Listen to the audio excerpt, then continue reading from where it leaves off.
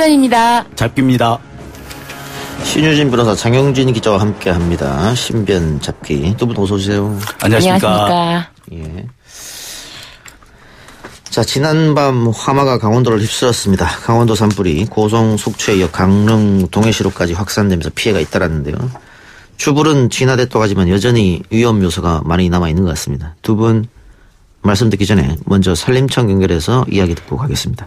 산림청 박도환 산불 방지과장 연결해 산불 진화 상황에 대해서 이야기 나눠봅니다. 산불 방지과장 박도환 선생님 연결하겠습니다. 여보세요? 네, 안녕하세요. 예. 자, 가장 궁금한 게 현재 진화 작업 어디까지 진행됐나 이게 궁금한데요. 네, 강원도에서 이제 세 군데서 산불이 발생을 했는데요. 예. 고성 산불에서 발생한 산불은 이제 진화가 됐고요. 예. 강릉 동해에서 발생한 산불도 진화가 됐습니다. 예. 다만 인제에서 발생한 산불은 현재 진화율 85%입니다. 예. 그 진화가 됐다는 게 다시 또 다시 불은 나는 일이 없는 걸 뜻하는 겁니까? 아니면은 잔불은 아직 남아 있는 겁니까? 잔불은 남아 있습니다. 예. 산림청에서 산불 진화 기준을 주불 진화와 잔불 진화 이렇게 이제 이 두 단계로 나눠서 이제 구분을 하는데요. 예. 주불이 진화가 되면 이제 진화가 된 걸로 우선 봅니다. 1차적으로. 예. 그래서 이제 주불 진화 기준은 이제 바깥으로 이제 확산되는 불을 잡은 상태가 되는 거고요. 예. 이 내부에 이제 불씨가 좀 남아있는 곳이 있습니다. 내부에 불씨가 남아있는 것을 이제 잔불이라고 그럽니다. 예. 그 잔불은 어떻게 그 사람들이 일일이 돌아다니면서 제거를 합니까? 지금도 이제 잔불 제거 작업을 이제 헬기하고 뭐 지상에서 인력이 이제 병행해서 이제 진화 작업을 하고 있거든요. 근데 헬기가 이제 물 뿌리기 작업도 이제 계속 하고요. 그 진화대원들이 이제 현장으로 들어가서 일일이 이제 하나하나 이제 제거 작업을 해나가고 있습니다. 그러면 재발화 가능성이 아예 없는 건 아니에요? 재발화 가능성이 있습니다. 걱정되네요. 오늘은 지금 바람 어떻습니까, 그러면? 오늘은 이제 어제보다 이제 바람이 이제 많이 약해졌습니다. 그래서, 예. 어제는 이제 초속 이제 10m 내외로 불었었는데, 지금은 이제 3 내지 5m 정도로 이제 많이 낮아진 상태입니다. 예. 자, 산림청에서는 이번 화재 원인을 어디 있다고 보십니까? 우선 이제 발화 원인이 있는 것은 이제 고성 속초 산불의 경우에 그 전기 개폐기 속에 있는 전선에서 스파크가 발생했다. 이렇게 이제 그 주장을 하고 있습니다. 한전에서. 예. 근데 이제 요것은 그 합동 감식을 통해서 뭐 규명을 해야 될 걸로 보이고요. 강릉 동해 산불하고 인제 산불은 이것은 이제 원인이 아직 파악이 안 돼서 요것도 이제 조사를 더 해야 될 상황입니다. 예. 피해 규모도 집계가 지금 아직은 안 되고 있죠? 피해 규모도 이제 잠정적으로 됐는데요. 이제 잠정적으로 우선된 규모는 고성 속초 산불 이제 산림 피해가 이제 250헥타, 250헥타는 이제 축구장으로 한 350개 정도가 되겠습니다. 엄청나네요. 예. 그리고 이제 강릉 동해도 이제 같은 규모로 이제 250헥타. 예. 그리고 이제 인제 산불은 이제 요거 제 앞에 있는 산불의 한 10% 정도가 이제 타서 25헥타 정도로 추정을 하고 있습니다. 예. 자, 지금 이재민도 많이 발생했는데 이재민 분들은 어떤 점을 조금 주의하셔야 될까요? 지금부터? 우선 이제 귀가하시는 분들도 있고요. 거기 이제 대피소에 계시는 분들도 있는데요. 귀가를 하시게 되면은 이제 그 행정기관의 안내에 이제 따라서 귀가를 하시면 될 것 같고요. 거기에 남아 계시는 분들도 또한 이제 행정기관에서 이 안내를 하는 거에 따라 주시면 좋을 것 같습니다. 알겠습니다. 오늘 말씀 감사합니다. 네, 고맙습니다. 예, 지금까지 산림청 박도환 산불 방지 과장이었고요. 자, 지금 정부가 재난사태를 선포한 상태인데, 재난사태 선포는 뭐 당연한 것처럼 보이고요. 네, 그렇습니다. 특별 재난지역까지 선포도 한다 그래요. 네. 이 차이점이 어떤 게 있을까요? 자, 이거는 이 재난안전관리기본법에 나와 있는 내용인데요. 재난사태라는 것은 이 공무원의 비상소집, 여행자제 권고, 응급물자 동원 등 그러니까 긴급하게 이 재난을 진압하기 위한 각종 조치를 할 수 있는 것을 보고 재난 사태라고 얘기를 합니다. 그리고 이 특별재난지역 선포라는 것은 재난의 진압보다는 사후 수습을 목적으로 한다라고 볼 수 있을 것 같은데요. 이 지자체의 힘으로 복구나 수습이 어려운 정도일 경우에 이 재난안전법 제60조 규정에 따라서 선포하는 것인데요. 국가의 안녕이나 사회 질서에 중요한 영향을 미칠 수 있는 특별한 재난으로서 이 특별한 조치가 필요할 때 선포하는 것으로 되어 있습니다. 예. 오늘이 식목일 아닙니까? 그렇습니다. 식목일인데 아까 우리 산불 과장이랑 통화했습니다만 250헥타르 축구장 300개 크기의 숲이 사라졌다. 네. 안타까운 일이고 또 지금 전소된 주택만 125채 또 한 분이 또 사망하셨고. 네. 예. 너무 안타까운 일입니다.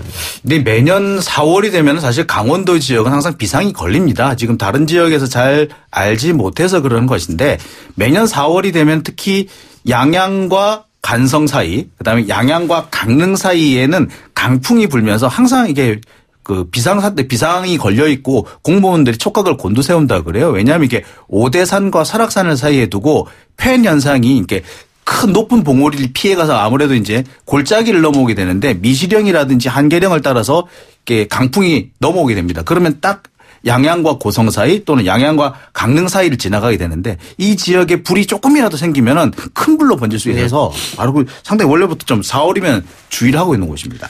알겠습니다. 뭐 재난 지역이 선포가 되면 정부 차원의 복구 피해 보상 또 세금 감면 혜택 이런 게 이루어지겠죠. 네. 이제 다른 얘기 해봅시다. 지금 고성이 이렇게 화마에 입사했을 때 어제죠. 어제 국회에서 운영위원회를 열어서 청와대 업무 보고를 받았는데 문제는 이 재난 총 책임자인 정우영 안보실장도 국회 운영위에 가서 국회의원으로부터 질문을 받는 그런 시간이 있었어요. 그렇죠. 네. 그런데 그 이후에 이제 산불이 났기 때문에 당시 국회 운영위원장인 홍영표 의원이 정우영 안보실장을 좀 이석시키자. 그러니까 내보내자 빨리. 라고 이야기를 했는데 나경원 자유한국당 원내대표가 안 된다고 했고 그 이후로도 한 40여 분 붙잡아둔 것 같아요. 그리고 이것 때문에 상당히 논란이 되고 있는데 많은 국민들이 이제 분노하는 이유는 이렇게 국가재난 상태인데 왜 자유한국당은 그렇게 정우영 안보실장을 보내지 않았을까? 청와대 업무보고가 그렇게 중요한 것인가? 다음에 받아도 되지 않느냐? 이런 것 같아요. 네, 그때 7시 17분에 속보로 이제 산불이 났다라는 보도가 있었는데, 회의가, 국회 운영위 회의가 재개된 9시 25분, 9시 한 30분경에 홍영표 운영위원장이 산불이 났는데 지금 정의용 안보실장 어떻게 대응하고 있냐. 그러니까는, 정의용 안보실장이 지금 바람이 동쪽으로 불고 있기 때문에 피해가 확산될 것 같은데 지금 가봐야 된다는 말을 좀 이렇게 돌려서 했어요. 예. 그런데 그때 좀 보내야 되겠다라는 뉘앙스로 홍영표 운영위원장이 말을 했음에도 불구하고 어디 청와대 사람 함부로 부르기가 쉽냐 이렇게 부르기가 쉽냐라고 하면서 한 30분 정도 지연이 됐고 홍영표 운영위원장이 다시 한번 또 이제는 보내야 되지 않겠냐 지금 핸드폰을 열어서 속보를 한번 보시라 지금 굉장히 심각한 상황이다 그랬는데 또 이제 지금 참사다 국가 참사다 그랬더니 또 다른 분께서는 또 뭐 외교 참사도 있다라고 하면서 이런 얘기까지 하면서 계속 더더욱 시간을 지연시켰던 것 같습니다. 그래서 이 소식이 알려지고 오늘 상당한 논란이 일고 나경원 원내대표에게 비난이 가해지는 여론이 컸습니다. 네. 그래서 나경원 원내대표가 오늘 해명을 했죠. 뭐라고 해명했습니까? 그래서 해명을 했는데 이게 좀 내용이 그렇습니다. 이게 나 원내대표 얘기는 그렇습니다. 내 책임이 아니라 정부 여당 책임이다. 왜냐하면은 산불 때문에 이석을 한다고 한 것이 아니라 한미 정상회담 때문에 이석을 해야 되겠다라고 말을 했다는 것이고 일부 언론에서 이상하게 쓰기 때문에 상황을 곡해하고 있는데 상황 앞뒤 순서를 바꾸면은 정말 그렇게 심각해서 앞뒤 순서를 바꿨으면 되는 거지 왜 모든 것을 야당 쪽에 책임을 미루느냐 이렇게 오늘 얘기를 해서 오히려 이것이 더 논란을 일으키고 있습니다. 더 논란을 부채질한. 그렇죠. 근데 이게 생중계가 되는 거거든요. 국회 운영위원회가. 그래서 이걸 앞뒤 순서를 바꿀 수가 없는 게 9시 30분에 정확하게 지금 산불에 대한 얘기가 있었고 그 다음에 가야 된다고 말을 했고 30분 지연되면서도 청와대 사람 부르기 어렵다 이런 얘기가 있었기 때문에 요거는 조금 산불 났다는 걸 몰랐다라는 건 좀 어렵고 얼마나 심각했는지는 몰랐다 이런 말은 좀 괜찮아 맞을 것 같지만 산불을 몰랐다라는 거는 말이 안 되죠. 그것도 사실 심각했다는 걸 몰랐다는 것도 조금 이해가 안 가는 그렇죠. 것이 이 자유한국당 이항수 의원 속초 양양 이쪽이 지역구인데요. 이 이항수 의원은 어젯밤 8시에 산불 소식을 듣고 돌아갔다고 합니다. 그러니까 지역구로 내려갔다고 그래요. 그 당시 운영위에 참석하고 있다가 그 내려갔다고 하는데, 그러니까 이렇게 자기 당 의원이 이렇게 이석을 해가지고 지역으로 내려갈 정도였다면 당연히 알 수 있지 않을까라는 생각이 드는데, 글쎄 이게 왜 몰랐다고 하는지 잘 모르겠네요. 예, 언뜻 해명이 납득이 안 가는데. 그렇습니다. 그리고 뭐 여당의 질문을 먼저 하지 말고 우리한테 먼저 할 기회를 줬으면 되지 않느냐, 뭐 우리 잘못이 아니다, 그런 얘기를 계속 추가했다는 점이 좀 납득이 되지 않습니다. 민경욱 자유한국당 대변인이 SNS에 글을 올렸다가 비난의 일자 삭제했다. 어떤 내용이에요?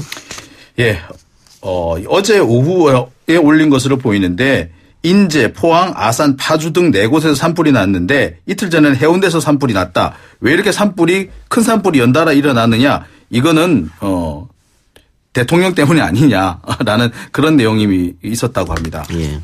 뭐 빨갱이 이런 얘기도 했다고요? 주원 있다 이런 식으로. 주원은 있다. 이 얘기는 이제 이 김영남 자유한국당 소속의 화성시 을 지역위원장인데요. 이런 얘기를 또 했다고 합니다. 민경욱 의원의 얘기네요. 그러니까 산불 발생 4시간 후에야 총력 대응 긴급 지시를 한 문 대통령이 산불이 북으로 번지면은 북한과 협의해서 진화하라고 주문했다. 이 빨갱이 맞다. 주원은 있다. 이렇게 또 얘기를 했다고 합니다. 예. 지금 어쨌든 그 산불 때문에 그 지역민은 물론이고요.